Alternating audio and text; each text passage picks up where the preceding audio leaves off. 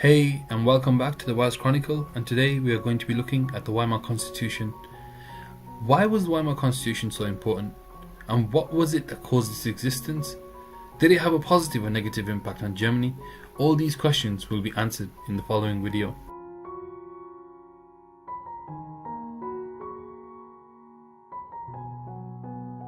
So before we look at the Weimar Constitution in a little more detail, let's discuss what it actually was. What were the strengths and weaknesses in a nutshell?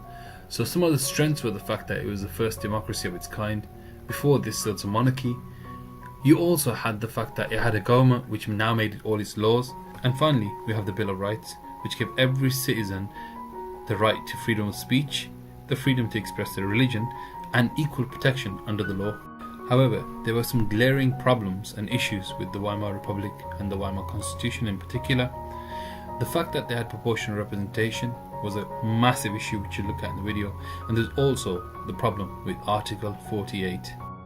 After the abdication of the Kaiser, the Council of People's Representatives was formed, and the idea was that it was temporary and he'll just look after Germany until an actual government could be set up with a new constitution in place. So elections took place in January 1919, and the elections were a huge success.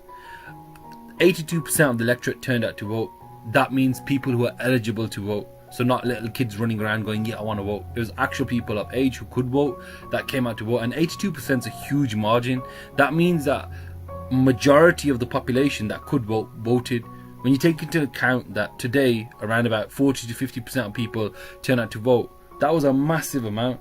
On top of that, the moderate parties gained huge amounts. For example, the SPD gained 40% of the vote, whereas the Centre Party gained 20%.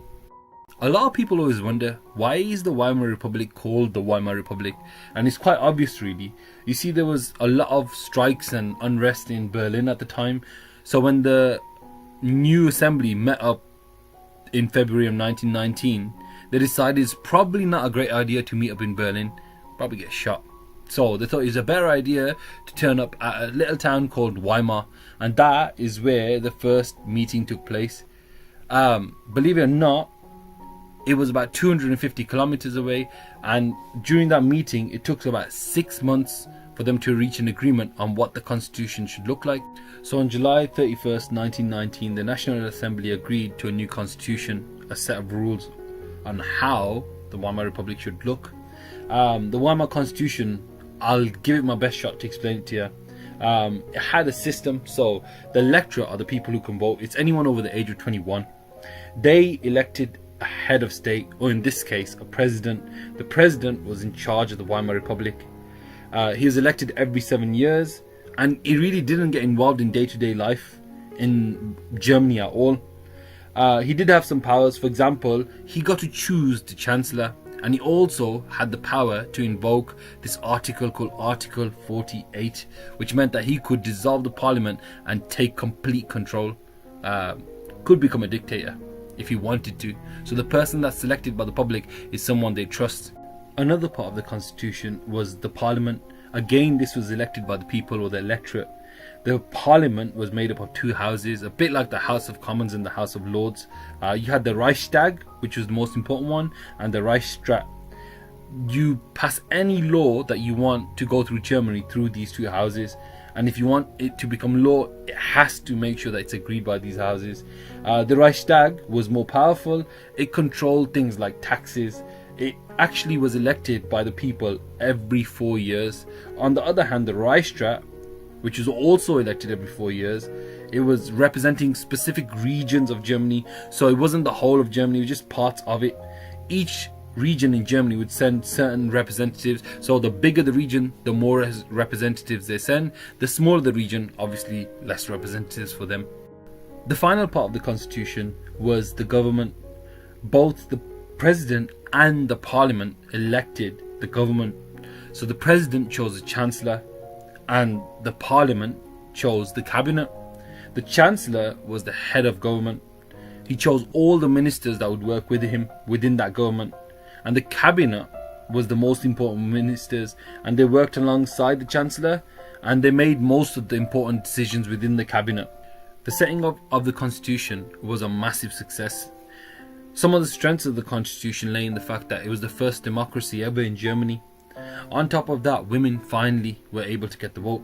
This is actually before Britain. On top of that, the voting age had been reduced from the age of 25 all the way to the age of 21. Believe it or not, Germany was actually more of a democracy than Britain at this time. Secondly, you had proportional representation. Now you might be wondering what proportional representation is. It literally means that if you got a certain amount of votes, in this case 60,000, you would get one seat in the Reichstag. It meant that smaller parties actually got heard, and on a whole people actually enjoyed the idea of everyone getting a say, like a true democracy. However, this did have its flaws. Another strength of the constitution was the fact that it was quite balanced.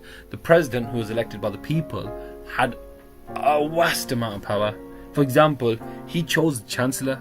Not only that, he could get rid of the Reichstag, he could call new elections, and he could assume control of the army. See, he was elected every 7 years, so you could change the president every 7 years if you wanted. Well, generally you would. Secondly, you had the Chancellor. The Chancellor would pass laws, but only if the Reichstag and the Reichsrat, the two houses in the parliament, agreed with it. Even the houses within the parliament, the Reichstag, when they passed the law, the Reichsrat had to agree to it. If the Reichsrat said, no, I don't agree with this law, they would have to get 2/3 of a majority in the Reichstag house to pass that law. And finally, individual Reichsrat areas, such as Prussia and Bavaria, could still control their own key services, such as the police, courts and schools. This meant that everyone felt happy. Up until now, it sounds like the Weimar Constitution is amazing. However, there were massive flaws in it. One such flaw was proportional representation. I know I told you that it was really good. However, there's a negative side to it. For example, the fact that everyone got a say and the smaller parties got a vote meant that no one party could claim a majority. Eventually, coalitions that were put together to try and get a majority would argue with each other and they'd fall apart. So if you take into account between 1919 and 1923, there were 9 coalition governments that tried to get a majority. That just shows you how unstable the Weimar Constitution was. A further weakness of the Constitution was the idea that it was based on division. For example, when proportional representation gave everyone a say, it meant that extremist parties like the nationalists and the communists would actually get their voices heard. And they openly opposed the idea of having a electorate and the idea that everyone should have a democratic say. So for them to get a platform meant they actually opposed the very foundation of the constitution. Additionally, you can also point out to the fact that a lot of people still miss the Kaiser and wish that Germany was still a monarchy. I've saved the most obvious weakness for last, and that happens to be the weakness that eventually ends the Weimar Republic, which I'll get onto later, and that is Article 48. Article 48 of the Constitution meant that the Chancellor could ask the President to take power and pass any law he wanted without consulting the Reichstag. The problem with that is it meant that there's no longer a democracy. Now you might be wondering, hold up, that makes sense. If there's a crisis, you need someone in charge.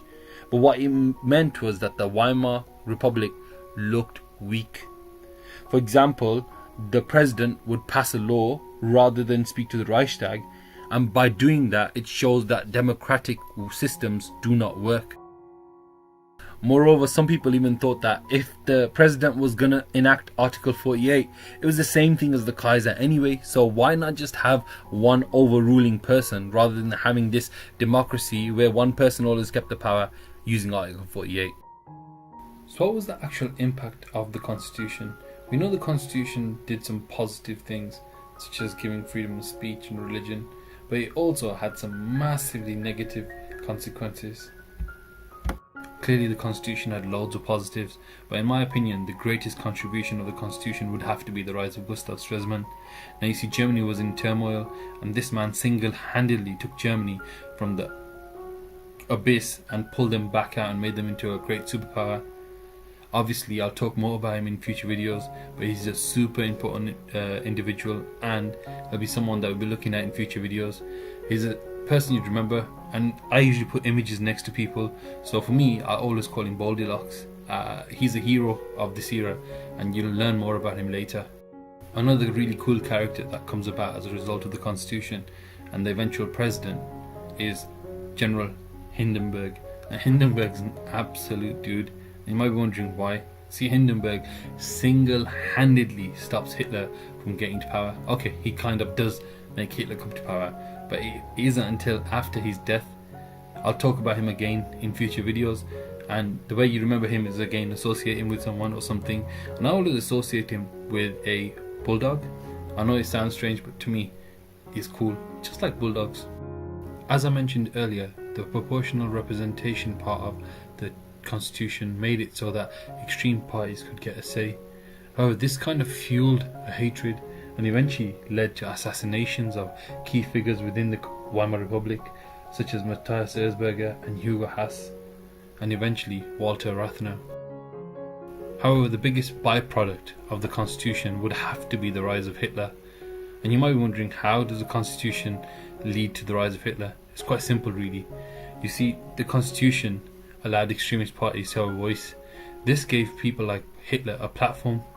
Whereas their voice was drowned out by the moderate parties, it actually was heard thanks to proportional representation, and their votes, thanks to the Treaty of Versailles, began to grow and grow until eventually in 1933 a certain small mustached man took over Germany. Strangely enough, Article 48, the other weakness of the Constitution, also helped Hitler get into power. You see, Article 48 allowed Hitler to take emergency powers thanks to Hindenburg. It's a long story and I'll come to that later, but just remember the Reichstag fire. The final consequence of the Constitution would definitely have to be the fact that it sowed its own seeds of destruction. And you might be thinking to yourself, how does that work? You see, the Constitution actually built itself with flaws in place for people to exploit, and that is exactly what happened.